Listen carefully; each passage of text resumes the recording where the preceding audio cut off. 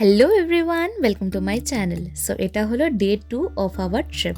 আমরা সকালবেলা ঘুম থেকে উঠে রেডি হয়ে চলে গেছিলাম খেতে। আমাদের ব্রেকফাস্ট এরিয়ার ঠিক সামনের থেকেই দেখো ভিউটা কতটা সুন্দর। সকালে খাওয়া দাওয়া আমাদের ওদের সাথেই কমপ্লিমেন্টারি ছিল। সেখানে ছিল সুজির উপমা, তার সাথে ছিল দই, আর যেহেতু ওখানে খুব ঠান্ডা তাই চা, কফি, লেমন টি সব কিছুর ব্যবস্থাই কিন্তু ওখানে ছিল। আর এখানে স্যান্ডউইচ মেকারও ছিল, আর আমরা এখানে গ্রিল করে নিয়েছিলাম আমাদের ব্রেডটাকে। আর তার সাথে সাথে আমরা আমাদের এত সুন্দর একটা ভিউ দেখতে দেখতে ব্রেকফাস্টটা এনজয় করে নিচ্ছিলাম। আজকে আমাদের সেই দিনটা যেখানে হচ্ছে আমরা বরফ দেখার সম্ভাবনা আছে। ওদেরকে বলা হয়েছিল একটু অমলেট বানিয়ে দিতে, আর দেখো ওরা সেটাও বানিয়ে দিল। তাড়াতাড়ি ব্রেকফাস্ট করেই উইদাউট ওয়েস্টিং টাইম আমরা বেরিয়ে পড়েছিলাম আমাদের সাইট সিইংয়ের জন্য। আর এখানেই হলো প্রথম চেকপোস্ট হেডকোয়ার্টার অফ সিকিম। এখানে আমরা 4 হুইলারের জন্য 60 রুপিস দিয়েছিলাম, আর পার পারসন 20 রুপিস করে একটি টিকিট আমাদেরকে এখানে কাটতে হয়েছিল।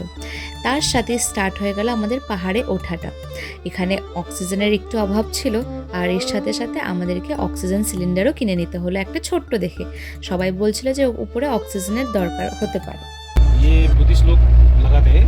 जैसे आदमी गुजरता है तो इसका लगाते हैं 49 डेज के बाद ये फ्लैग लगाता है। अच्छा, ओके। यहाँ पे जो लिखा हुआ है ये सब ये सब बुद्धिस्ट लैंग्वेज से लिखा हुआ है। अच्छा, जो ये वाइट है वो आदमी गुजरने के बाद लगाता है। जो कलर का होता है red, yellow, yes yes yes, जो घर में पूजा करने के बाद वो लगाते हैं। अच्छा। ये जो अभी कलरफुल है इसका मतलब ये सब पूजा हुआ है उसके बाद लगाया हुआ है। अच्छा, और ये वाइट वाला कोई मरने के 49 डेज के बाद। अच्छा, राइट इससे राइट, बुद्धिस्ट लोग करते हैं। ये बुद्धिस्ट कल्चर है। Buddhist culture. আচ্ছা, আমাদের আশাটাই সার্থক। বিকজ দেখো এত সুন্দরভাবে কাঞ্চনজঙ্ঘা দেখা যাচ্ছে এখান থেকে। আমাদের দাদা এখানে দাঁড় করিয়ে দিল আর আমরা দেখতে পাচ্ছি। আন্টি, তোমার কেমন লাগছে বলো? দারুণ লাগছে, এত সুন্দর মানে কল্পনাতীত।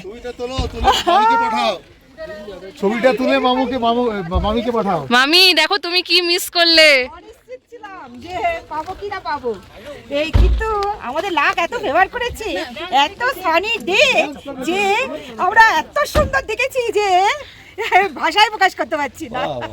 দারুণ লাগছে, বহুত সুন্দর, খুব সুন্দর লাগছে। মানে এত সুন্দরভাবে দেখেছো? থেকে এত সুন্দর দেখতে পারবো, ওরে বাবা, আশাটা সার্থক আজকে আমাদের। একদম অসম্ভব সুন্দর, খুব সুন্দর লাগছে। অসম্ভব সুন্দর। আজকে আমাদের অ্যানিভার্সারিতে আমার হাজবেন্ড আমাকে এটা গিফট দিল, এই সুন্দর এই মুহূর্তটাকে।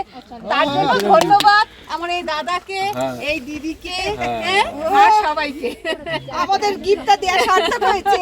একদম একদম। খুব মন খুশি হয়ে গেছে। আমাদের এই ট্রিপটি একটু বেশি স্পেশাল বিকজ আমার মা বাবার অ্যানিভার্সারি, 23rd অ্যানিভার্সারি আমরা পাহাড়েই সেলিব্রেট করেছিলাম।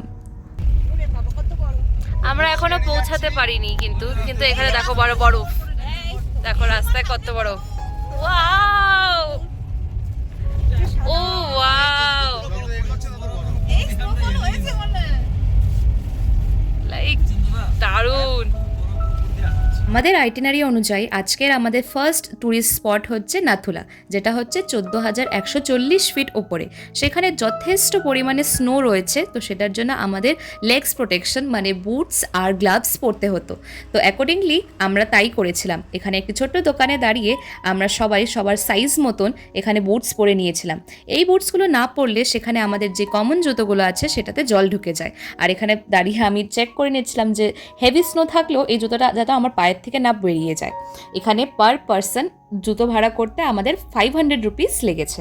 গ্যাংটক থেকে নাথুলা ডিস্টেন্স অলমোস্ট 60 কিলোমিটার, আর সেটা ট্রাভেল করতে অলমোস্ট 1.5 ঘন্টার মতন টাইম লাগে।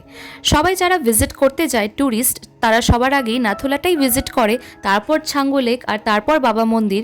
তার কারণ নাথুলাতে একটি ফিক্সড টাইমিং আছে, তারপরে সেখানে ট্যুরিস্ট অ্যালাউড হয় না।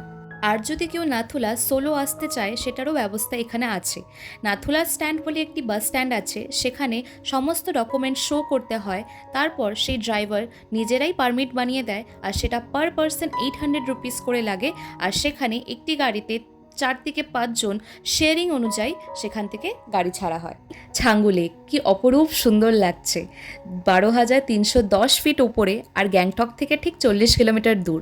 ডিসেম্বর থেকে ফেব্রুয়ারি মাস পর্যন্ত এটা বরফে একদম জমে থাকে। আমরা যেহেতু মার্চ মাসে গিয়েছিলাম তাই আমরা হাফ বরফ আর হাফ জল দেখতে পেয়েছি, আর উপর থেকে দেখলেই বোঝা যাচ্ছে যে কতটা অংশ এখানে বরফে আছে। এপ্রিল থেকে মে পর্যন্ত এই দৃশ্যটা একটু আলাদা, বিকজ তখন অ্যালপাইন ফ্লাওয়ার্স স্প্রিংয়ে যখন এই চারিপাশে লেকের হয়ে থাকে সেই দৃশ্যটা আরোই সুন্দর লাগে। ট্যুরিস্ট জাস্ট সেই ফুলগুলোই দেখতে এই ছাঙ্গু লেকেই আসে। প্রকৃতি যে এতটা সুন্দর হতে পারে হয়তো এই ট্রিপে আমি আসার পর বুঝতে পারলাম। এতটা সুন্দর, জাস্ট এতটাই সুন্দর, আমার কাছে অ্যাকচুয়ালি কোনো ওয়ার্ডস নেই। সেই ছাঙ্গু লেকটা হাফ জলে আর হাফ হচ্ছে বরফ, এতটাই সুন্দর, এতটাই সুন্দর। কেমন লাগছে? দারুণ দারুণ দারুণ। বরফ নিয়ে দাঁড়িয়ে আছে।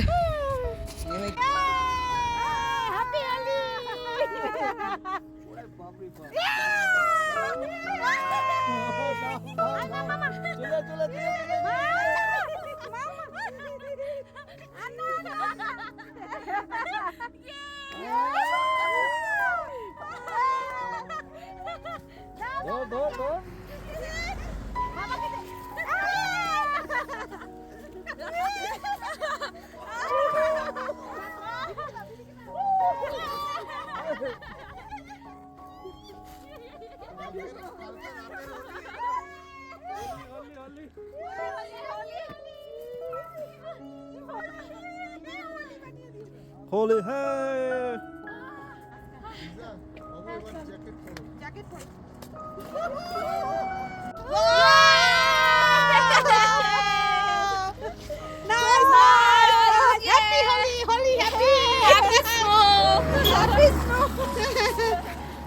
লোভ সামলাতে না পেরে আমরাও একটু বরফে খেলিয়ে নিলাম, কিন্তু সেটার পরিণাম আমাদেরকে ভুগতে কিন্তু হয়েছে। নাথুলা পাসে যেহেতু একটি স্টিপুলেটেড টাইম রয়েছিল, তো সেটার জন্য আমাদের ওখানে দেরি হয়ে গেছিল, আর সেটার ফল অনুযায়ী আমাদেরকে এত বড় একটি লাইনে দাঁড়াতে হয়েছিল। সেখানে আমাদের 1 থেকে 1.5 ঘন্টার মতন ট্রাফিকে দাঁড়িয়ে থাকতে হয়েছিল। আর দেখো উপরে কতটা ভিড় রয়েছে, আর এখানে পাশেই কনস্ট্রাকশনের কাজও হচ্ছে, আর এখানে আমাদের অনেকক্ষণ দাঁড়িয়ে থাকতে হয়েছে। বাট উপরে যখন গিয়েছি সেটা কিন্তু আলাদাই দৃশ্য।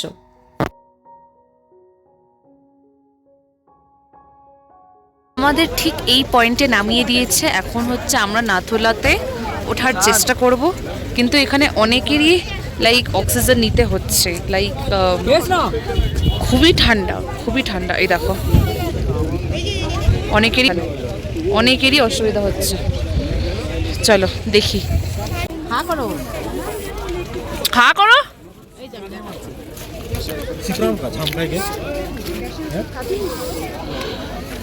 তখন বাজে ঠিক 3:15 যখন আমরা এই রাস্তা দিয়ে চড়া স্টার্ট করেছিলাম। 4টার সময় এই নাথুলা পাস বন্ধ হয়ে গেছিল, আর আমরাই ছিলাম the last one to visit that day. এই নাথুলা পাস বর্ডার যেটা আছে, হ্যাঁ অ্যাকচুয়ালি ওই যে ইন্ডিয়ান ফ্ল্যাগ আছে, হ্যাঁ এর পেছনে যে বর্ডার আছে সেখানে আমাদের সোলজাররা থাকে একদম। আর এইখানটায় হ্যাঁ গেটটা দেখা যাচ্ছে, বিল্ডিংটা, হ্যাঁ হ্যাঁ হ্যাঁ হ্যাঁ এর ভেতরেই চাইনিজ সোলজার। আচ্ছা হ্যাঁ হ্যাঁ, এটা তো চাইনিজ সিম্বল। ওদের কম থাকে, আমাদের বেশি থাকে। হ্যাঁ আমাদের সোলজাররা বেশি আছে, আমাদের সোলজাররা খুব কোঅপারেটিভ, হ্যাঁ খুব সুন্দর লাগছে, হ্যাঁ মানে এক্সিলেন্ট দৃশ্য, মানে যেটা ভাষায় প্রকাশ করা যায় না। এটা আমার থার্ড টাইম। থার্ড টাইম ভালো লাগছে, দারুণ ফিলিংস। আর অ্যাকচুয়ালি আমরা আমাদের ইন্ডিয়ান সোলজারদের জন্য প্রাউড ফিল করি। একদম একদম। Thank you. পাশ থেকে নামছি, সত্যি উঠতে একদম গায়ের জোর লাগে, কিন্তু That is the last point, huh? yes no there is the last point, that last Upar building. yes Kanchenjunga जैसे जो बुद्धा स्लीपिंग करके ऐसा बैठा है ना, हाँ वैसे देखता है कंचनजंगा। नहीं मतलब क्यों दिखते हैं, क्यों आप लोग ऐसे बोलते हो? शेप हाँ, वो जैसे बुद्धा भगवान स्लीपिंग कर रहे हैं ऐसा कर बैठा ना, हाँ वैसे देखता है। इसका क्या कोई माइथोलॉजिकल मतलब पुराने जमाने में क्यों मतलब बुद्धा जी वहाँ पे गए थे, ऐसा कुछ है क्या? नहीं, वो कुछ नहीं है ना ऐसा? नहीं है, लेकिन जैसे बुद्धा स्लीपिंग जैसे होता है ना, वैसे देखते हैं स्लीपिंग बुद्धा, पेलिंग से देखते हैं स्लीपिंग बुद्धा। পেলিং সে। নাথুলা থেকে নামার পর আমরা চলে আসছি বাবা মন্দিরে। এই দেখো এখানে হরভজন বাবা কি যায়। সো চলো এখানে আমরা হচ্ছে কত সুন্দরভাবে মন্দিরটা দেখতে পারবো আই গেস। জুতো খুলে যেতে হবে। আমরা এখন জুতো খুলে পা ধুয়ে চলো। এটা হলো নতুন বাবা মন্দির। 1968-এ গ্লেশিয়ারে পড়ে গিয়ে উনি শহীদ হয়েছিলেন। উনি স্বপ্নতে এসে বলেছিলেন যে ওনার বডি ওখানে পড়ে আছে, আর ঠিক তারপরের দিনই তার বডি ঠিক সেম লোকেশনেই পাওয়া গেছিল। এখনও ইন্ডিয়ান আর্মি বিলিভ করে যে উনি এখনও আমাদের বর্ডারকে গার্ড করছে, আর কোনো বিপদের ঠিক 3 দিন আগেই উনি কাউকে না কাউকে কোনো স্বপ্ন দিয়ে দেয় আর অ্যাডভান্স ওখানে জানিয়ে দেয় যে এখানে কোনো প্রবলেম হতে পারে। ইন্ডিয়ান আর্মি ওনাকে এখনও একজন অ্যাক্টিভ সোলজার হিসাবেই মানেন। ওনার পজিশন ক্যাপ্টেন করে দিয়ে ওনার প্রত্যেক মাসে স্যালারি ওনার ব্যাংক অ্যাকাউন্টেই ঠিক ঢুকে যায়।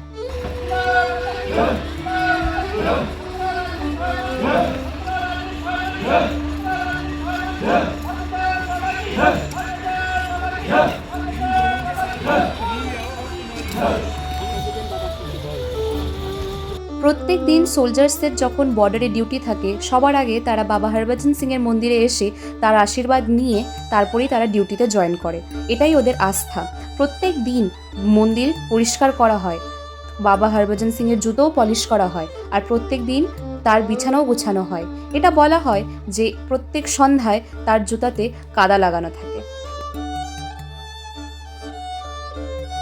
সবাই বলে পাহাড়ে নাকি নিমিষের মধ্যে ওয়েদার চেঞ্জ হয়ে যায়, আর আজ সেটার প্রমাণ আমিও পেয়ে গেলাম। সকালে যখন যাচ্ছিলাম আমরা ছাঙ্গু লেক, বাবা মন্দির, নাথুলা পাস, তখন কত সুন্দর একটি দিন ছিল, আর এখন ঠিক ততটাই মেঘ আমাদের সামনে চলে এসছে। এখন পালা হচ্ছে আমাদের হোটেল রুমে ফেরা, আর মা বাবার জন্য একটি সারপ্রাইজও আছে সেখানে। কই দেখো, হ্যাপি অ্যানিভার্সারি। থ্যাংক ইউ দাদা। দেখো কিছু ওরে বাবা,